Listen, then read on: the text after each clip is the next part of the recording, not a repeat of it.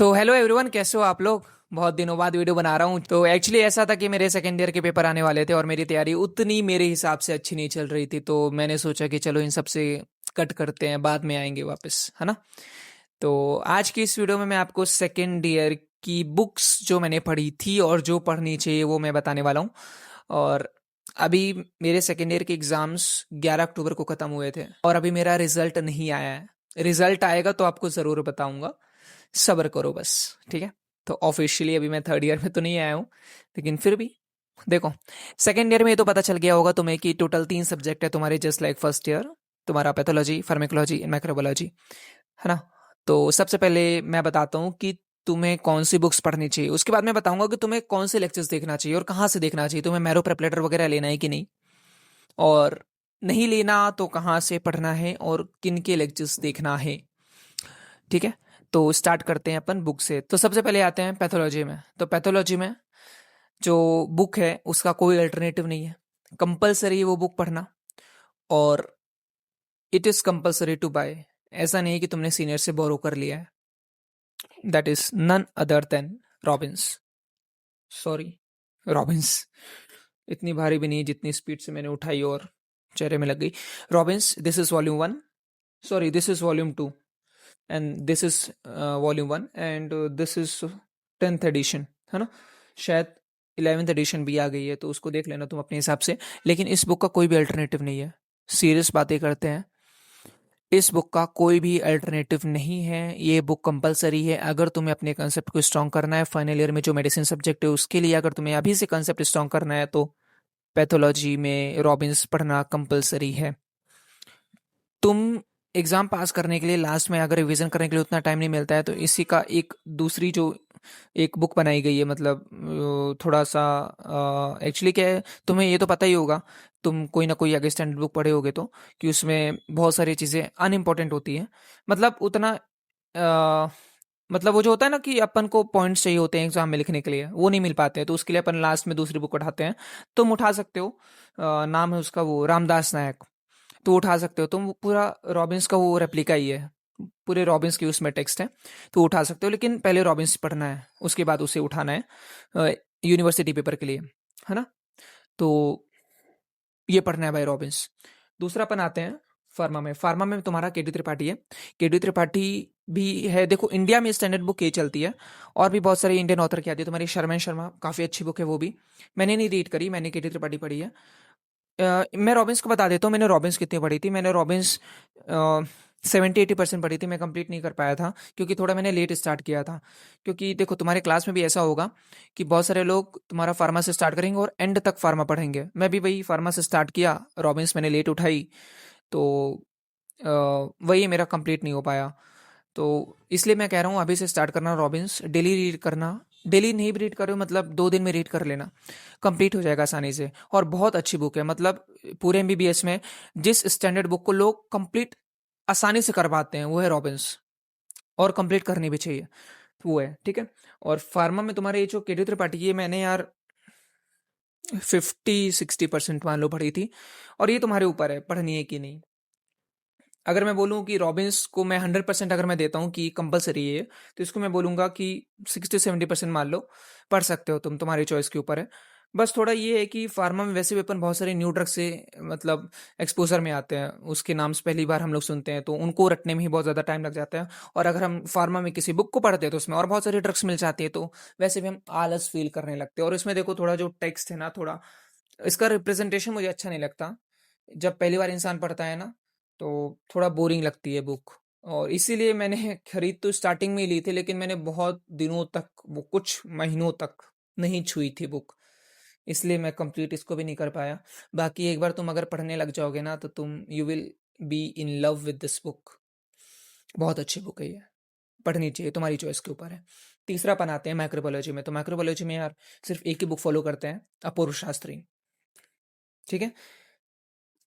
इसके अलावा और कोई दूसरी बुक नहीं है। ये ऑल इन वन बुक है भाई। मतलब ऑल इन वन मतलब ऐसा कि जैसे होता है ना कि कुछ बुक्स में बहुत अच्छा दिया रहता है, जैसे कोई एक पर्टिकुलर सब्जेक्ट अपन पकड़ते हैं, उसके कुछ टॉपिक्स दूसरे बुक में अच्छे दिए हुए हैं, कुछ टॉपिक्स दूसरे बुक में अच्छे दिए हुए हैं, लेकिन इसमें यार सभी टॉपिक्स इसी बुक में बहुत अच्छे दिए हुए हैं। इसके बाद तुम्हें कोई दूसरी बुक में जाने की ज़रूरत ही नहीं पड़ेगी, लेकिन इस बुक को पूरा पढ़ना पड़ेगा। तुम कहीं से भी लेक्चर्स देख लो, जैसे फार्मा में तुम लेक्चर से पास हो सकते हो, लेक्चर्स अगर देख लो तो। इसमें तुम नहीं हो सकते, तुम्हें पढ़नी पड़ेगी और तुम्हें बहुत ईज़ी लगेगी। जिस तरह रॉबिन्स ईज़ी है ना, उससे ज़्यादा ईज़ी है। एक बार में समझ में आ जाने वाली बुक है। जैसे तुमने शायद अगर फर्स्ट ईयर में पढ़ा हो बायोकेमिस्ट्री में पंकजा नायक, एक बार में समझ में आ जाती थी। उसी तरह ये भी है। मुझे तो बहुत अच्छी लगी यार पर्सनली। और क्या है कि माइक्रोबायोलॉजी अपने आप में ही बहुत ज़्यादा वोलेटाइल सब्जेक्ट है। सेकंड ईयर में 2 सब्जेक्ट बहुत ज़्यादा वोलेटाइल है तुम्हारा, फार्मा और माइक्रोबायोलॉजी। लेकिन माइक्रोबायोलॉजी को अपन लास्ट में पढ़ते हैं, क्योंकि अपन मैंने बताया है कि पूरे साल भर फार्मा पढ़ते रहते हैं, तो माइक्रोबायोलॉजी को अपन उतना टाइम डिवोट नहीं कर पाते हैं। लेकिन फिर भी यार इस बुक में ऐसा लिखा हुआ है ना, मतलब इस तरह लिखा हुआ है कि तुम्हें लंबे समय तक फिर भी याद रह जाएगा। लंबे समय तक ऐसा नहीं कि 1-2 महीना। माइक्रोबायोलॉजी अगर तुम्हें 1 हफ्ता तक याद रह रही है ना, तो बहुत बड़ी बात है ना? अगर तुम ऐसा सोच रहे हो कि पीयू में तुम 1 हफ्ते पहले माइक्रोबायोलॉजी कंप्लीट कर लियो रिवीजन उसका, और फिर तुम ये सोच रहे हो कि मैं एग्जाम के 1 दिन पहले कंप्लीट करके पेपर दे आऊँगा, तो तुम गलत सोच रहे हो। तुम जब 1 दिन पहले पढ़ोगे ना चीज़ों को, तो तुम्हें एकदम कंप्लीटली न्यू लगेंगी। तुम्हें ऐसा लगेगा यार ये तो मैंने 1 हफ्ते पहले ही पढ़ा था यार, पूरा दिमाग से सपाट हो गया। तो माइक्रोबायोलॉजी ऐसा सब्जेक्ट है, और ये मैं अपने खुद के एक्सपीरियंस से बता रहा हूँ, पीयू में मेरे साथ ऐसा हुआ था। तो ऐसा नहीं करना है। फिर मैंने यूनी में ऐसी गलती नहीं करी थी, मैंने पीयू के बाद डेली माइक्रोबायोलॉजी पढ़ी थी। मैंने पीयू तक इस बुक को 20% 30% ही पढ़ा रहा होगा। लेकिन उसके बाद पीयू के बाद हमें 1 महीना का गैप मिला था, पीयू और यूनी में फिक्स 1 महीने का गैप मिला था। उस दिन से मैंने, मतलब पीयू जिस दिन से खत्म हुआ ना, उस दिन के बाद से मैंने डेली माइक्रोबायोलॉजी पढ़ी है। डेली मतलब डेली। मैं आपको बता रहा हूँ 1 या 2 दिन बस मैंने छोड़ा होगा, और 1 या 2 दिन मतलब मैं करेक्ट बता रहा हूँ, 1 या 2 दिन ही मैंने बस छोड़ा है, बाकी डेली पढ़ी। तभी भाई इसको मैं कंप्लीट कर पाया हूँ, वरना कंप्लीट नहीं कर पाता। और क्या इंटरेस्ट भी आता है ना इस बुक को रीड करने से, इसलिए। ठीक है, तो 2 बुक कंपलसरी हैं, रॉबिन्स और अपूर्व शास्त्री। केडी त्रिपाठी तुम्हारे चॉइस में है, शर्मा शर्मा भी पढ़ सकते हो। बाकी फॉरेन ऑथर में जो फार्मा में है तुम्हारा गुडमैन गिलमैन आती है और केजोंग आती है, तो तुम पढ़ सकते हो, तुम्हारी चॉइस के ऊपर है। अब आते हैं अपन वीडियो लेक्चर्स में। तो वीडियो लेक्चर्स में तुम्हें मैरो और प्रेप लेटर लेने की जरूरत नहीं है। ले सकते हो वैसे, लेकिन सेकेंड ईयर में लोग यूजुअली रिकमेंड नहीं करते, क्योंकि अगर तुम सेकेंड ईयर में लेते हो तो तुम्हारा फाइनल ईयर आते आते खत्म हो जाता है, और तुम्हें फिर से वापस से 30-40 हज़ार का सब्सक्रिप्शन लेना पड़ता है, क्योंकि तुम्हारे वीडियो लेक्चर्स तब तक तो कंप्लीट हो नहीं पाते हैं पूरे सब्जेक्ट्स के। तो तुम्हें वापस से वीडियो लेक्चर्स भी चाहिए होता है, तो तुम्हें वापस से 30-40 हज़ार देने पड़ते हैं। मैरो प्रेप लेटर में तुम्हें नहीं जाना है, तुम्हें टेलीग्राम से पूरा जुगाड़ हो जाएगा। टेलीग्राम में मैंने प्रेप लेटर के लेक्चर्स देखे थे, स्पेशली इसके क्या बोलते हैं, पैथोलॉजी और माइक्रोबायोलॉजी में। लेकिन फार्मा में अंकित सर अभी प्रेप लेटर में है, लेकिन मैंने पीडब्ल्यू वाले लेक्चर्स देखे थे जब वो पीडब्ल्यू में थे, तो अंकित सर के मैंने लेक्चर्स देखे थे। तो पैथोलॉजी में प्रीति शर्मा, फार्मा में अंकित सर, माइक्रोबायोलॉजी में प्रीति शर्मा में। बस एक एडवाइस मैं देना चाहूँगा इसमें, सबसे पहले पैथोलॉजी की बात करता हूँ, कि प्रीति शर्मा मैम के जब तुम लेक्चर्स देखोगे तो तुम्हें ऐसा लग सकता है यार कि मैम बहुत ज़्यादा रटवाती हैं, क्योंकि मैम का जो पढ़ाने का तरीका है वो ये है कि मैम चीज़ों को कंपाइल करके पढ़ाती हैं। सपोज तुम कोई दूसरा वीडियो देख रहे हो और उसमें कोई एक पर्टिकुलर टॉपिक आया और मैम उसको कंपाइल कर रही हैं, तो मैम क्या करेंगी, पूरे पैथोलॉजी में वो टॉपिक जहाँ जहाँ रिपीट हो रहा होगा ना, उसको मैम वहीं पर तुम्हें बता देंगी। फिर तुम्हें ऐसा लगेगा यार ये जो निमोनिक है जो मैम ने कंपाइल करके बनाया है, निमोनिक भी मैम के बहुत बढ़िया होते हैं, तुम्हें लंबे समय तक याद रहेंगे। तो ये जो मैम ने कंपाइल करके 6-7 चीज़ों का निमोनिक बनाया है, तो ये इनमें से तो सिर्फ मैंने एक ही चीज़ के बारे में अभी सुना है, बाकी चीज़ों के बारे में तो मैंने सुना ही नहीं। तो तुम्हें ऐसा लगेगा कि मैम रटवा रही हैं, लेकिन जब तुम पूरी पैथोलॉजी कंप्लीट कर लोगे ना, तब तुम्हें समझ में आएगा कि यार मैम भले उस टाइम पे रटवा रही थी, लेकिन ये तुम्हारे काम के लिए ही था। जब तुम पूरी पैथोलॉजी कंप्लीट कर लोगे तुम्हें समझ में आएगा यार, मतलब तुम थैंक यू बोलोगे मैम को कि यार अच्छा हुआ कि मैम ने कंपाइल करके पूरा पढ़ाया है। जहाँ कंपाइल कर सकती हैं मैम, वहाँ पर मैम ने कंपाइल किया है। और ऐसा भी नहीं कि वो तुम सिर्फ एक ही जगह पढ़ोगे, वो चीज़ें, वो जो निमोनिक पे जितनी भी चीज़ें इंक्लूडेड थी, वो टॉपिक जितने बार रिपीट होगा ना मैम, उतने बार उसको रिपीट करेंगी। वो जो निमोनिक है उसको उतने बार रिपीट करेंगे, तुम्हारे माइंड में लंबे समय तक रिटेन रहेगा वो चीज़ें। बस ये कि हमें पुश करना पड़ता है, क्योंकि हमारा मन तो करता नहीं है कि चीज़ें रटें। हमें तो ऐसा लगता है यार कंसेप्ट समझना चाहिए, है ना? तो रटने में दिमाग स्लो हो जाता है। तो स्टार्टिंग में हमें पुश करना पड़ता है। जब तुम पूरी पैथोलॉजी कंप्लीट कर लोगे और एक बार रिवाइज करोगे ना, तब तुम्हें समझ में आएगा कि अच्छा मैम ने इसलिए ऐसा यहाँ पे कंपाइल करके पढ़ाया था। तो बस यही कहना चाहूँगा। और माइक्रोबायोलॉजी में भी सेम सेम मैम का पढ़ाने का तरीका है। फार्मा में 2 टीचर हैं, अंकित सर जिनका मैंने देखा था, जो मेरे मेन सोर्स थे।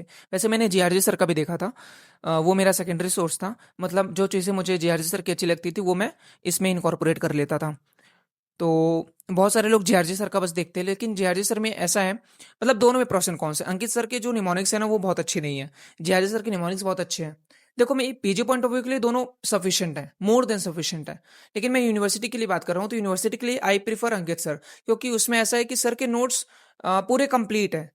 तुम्हें कहीं बुक्स में भटकना नहीं पड़ेगा नोट्स के लिए। मोर देन सफिशिएंट है वो, मतलब प्रॉपर वो नोट्स उनके बने हुए हैं। यूनिवर्सिटी में तुम अच्छे से लिख सकते हो उन नोट्स को। लेकिन जो लोग जीआरजी सर का देखते हैं उनके लिए बुक पढ़ना कंपलसरी हो जाता है। तो ये थोड़ी दिक्कत थी उसमें। तो दोनों में प्रोस एंड कॉन्स हैं, और जो मेजर प्रोस एंड कॉन्स है वो मैंने तुम्हें बता दिया।